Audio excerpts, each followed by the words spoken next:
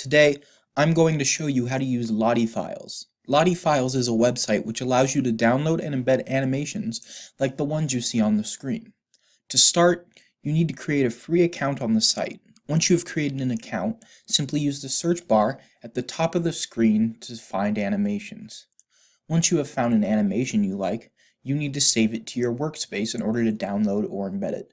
To do so, click on the button reading Save to Workspace to generate. This will open the workspace in a new tab. Here, you can edit the colors of the animation by clicking on the Color Palette button on the right side of the screen. You can select from existing color palettes or make your own.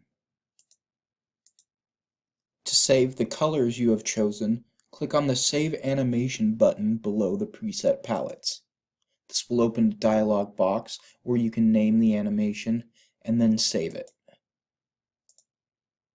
This will save the animation to your dashboard. If you try and download or export it now, it won't save the colors.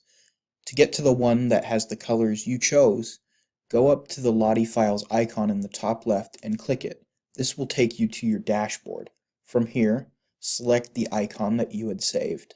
When you are happy with how your animation looks, you can download it by clicking on the Download and Export button at the top of your screen. This will open a sidebar where you can select what format you want to save the animation as.